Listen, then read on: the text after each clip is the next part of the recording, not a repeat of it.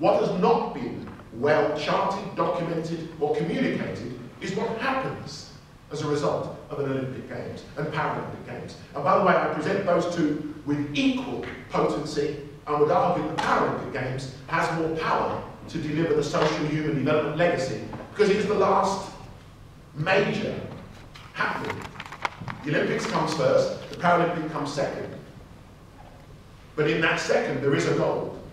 Something more than that goal that provides that social and human dimension. Has anyone here been to a Paralympics?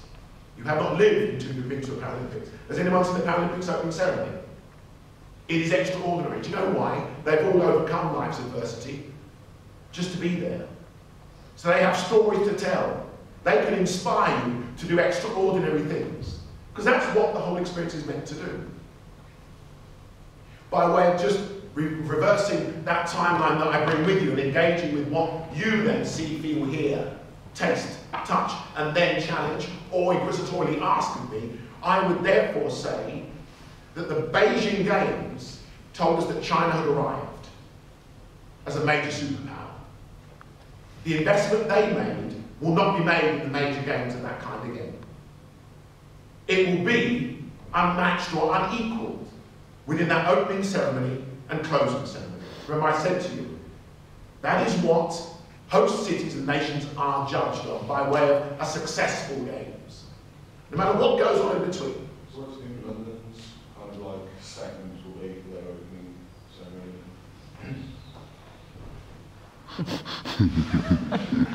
This is where you're careful.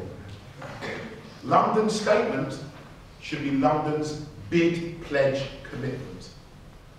Lord Sebastian Coe made a pledge to the Olympic family that if London were awarded the 2012 privilege of hosting the Games, that it would firstly reflect the city's vibrant and global diversity of many cultures, of many backgrounds, and of many identities.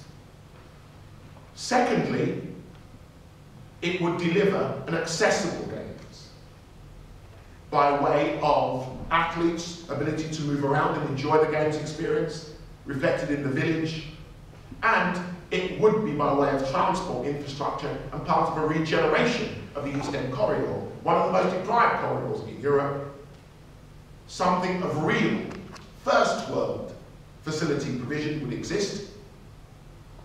But the third and most important aspect, and what would have been to date unusually advocated by way of a pledge, would be the Games ability, if hosted in London, able to get the global citizens, young citizens of the world, away from their televisions, away from their PlayStations, make them more healthy, make them more active, and meet the challenges that the Olympic family were facing, because the Olympics is struggling to attract new audiences. That is a fact. That is why they have embarked on major initiatives to engage young people. The recent Youth Olympics for the first time was for that reason. Its success, by way of legacy, is too early to tell. But the other important factor is that a pledge was made that it would reduce crime. When those comments were made, I was in London. There was a G20 conference in Scotland. And I was hopefully a tourist destination of the future. Subsequent Olympics were hosted. The big brands got involved, and the rest, they say, is history. The Olympic movement, the Olympic Games was saved, and since then, it has always been a competing and sometimes tense relationship between the balance, the counterbalancing, and the right interpretation that needs to be reflected with a host city that will reflect its national identity, its national way of doing things by way of contributing what it needs to contribute. Sorry, who went to Beijing? You went to Beijing. How did you find it? It was intense. Excellent summary. Because before I went, there was a documentary on telly, and it showed that like loads of people were being murdered because they wanted to knock down the houses to make roads and stuff, and it was shocking. Sport will always reflect society. That's why it can help re-influence society. Anyone aware of the Asian Games that's currently taking place? In Dubai. Sorry? In Dubai. No, in China. China. Part of the global ignorance that I, more frustratingly than most, sit in some quiet moments of reflection is why we have looked at the Beijing Games, which were extraordinary by way of presenting a nation that very little is known about. And if you remember Darfur, a number of human rights issues, freedom of speech, everything was brought to the fore. And I remember Jacques Loger, the president of the IOC, who actually said, we're not the solution, but if these games can help move China as an emerging superpower back into the global community and help take that mindset over that period of the games into an existence that is a lot better than when the Olympic Games arrived and the Paralympic Games arrived, saw a recession in the Olympic movement. By '84, it came to America, it came to Los Angeles, Hollywood, the whole culture, sponsorship, the corporate branding of sport came into one, many call unholy alliance. But it was the first profitable games. It was the games that produced a surplus of $240 million. But that money didn't go into someone's pocket. It went into a foundation, the Amateur Athletic Foundation. Peter Ueberroth was a businessman, a banker. And what he did was unique. And I consider him to be one of the true global citizens of the 20th century, even going into the 21st century. Because he recognized and remembered the ideals of Olympianism. He provided a business model that reflected it, and he ensured that the profits, the first ever profits from a modern day Olympics was put on Wall Street, on the stock exchange, and since that time, it has continued to this day to provide an opportunity for young people that would not otherwise have a chance. Whether they have the '93 riots or not, because it is not, and sport is not, and the Olympics are not the panacea or the solution for the global family's ills and ongoing challenges of how we coexist and presuppose that we would exist in a 24/7 global community. Because that's what we are now part of. But what I will say to you is, by way of '84, a new culture was developed, where host cities saw a commercial, economic, political, and all the things that go with it brings. The only thing that binds all 5 continents. It's the only thing that binds us together. Oh, I welcome the Dallas. That's why I'm here. Well, one of the main aims as well is to, create a world. And because of that, a number of the Olympic movement struggled because host cities saw hosting the Games as a burden and a legacy that was not. So why is this still going on then? Because it cannot afford not to. Could we see a world without an Olympic movement or Paralympic movement? Could we not see a world? And because of that, a number of the Olympic movement struggled because host cities saw hosting the Games as a burden and a legacy that was not worth. Saw a recession in the Olympic movement.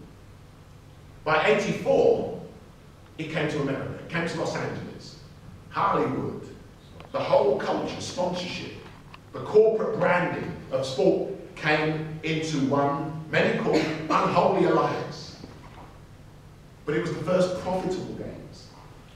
It was the Games that produced a surplus of $240 million. But that money didn't go into someone's pocket. It went into a foundation, the Amateur Athletic Foundation. Peter Ueberroth was a businessman, a banker. And what he did was unique. And I consider him to be one of the true global citizens of the 20th century, even going into the 21st century. Because he recognized and remembered the ideals of Olympianism. He provided a business model that reflected it, and he ensured that the profits, the first ever profits from a modern day Olympics, would then be invested back into the streets of Los Angeles. And the Amateur Athletic Foundation existed for that purpose. 2012 Games. And they will be the Commonwealth Games. Anyone, even remotely interested in what happened in Delhi, apart from Delhi Belly and all the other elements that our global press chose to promote. Anyone watch it? Anyone enjoy it? One hand. Brilliant. The opening and closing ceremonies are the social and human cultural currency that everyone remembers or forgets. The sport is an incidental, but the opening and closing ceremonies are what the host city and the nation see as their opportunity of being seen in a good light or a not so good light, because as you should rightfully say, the Olympics is big business. It is a massive movement, but like any massive movement of cultural activity, whether it be tourism, the economy that's expected to improve as a result of that, the global exposure, that feeling of national pride, that spirit of the games, residing with memories depending on your interest, whether it be basketball, martial arts, whether it be soccer, whether it be athletics. By the way, it's worth noting that the Olympic experience, the Olympic heritage or ideal, came as a result of conflict. Whether it was pole vault, whether it was the heptathlon. And let's look at athletics, because athletics, for me, is the base, core Olympic discipline that is reflected in all the other Olympic disciplines. But in that, all of the disciplines there reflected the warriors of Greek times.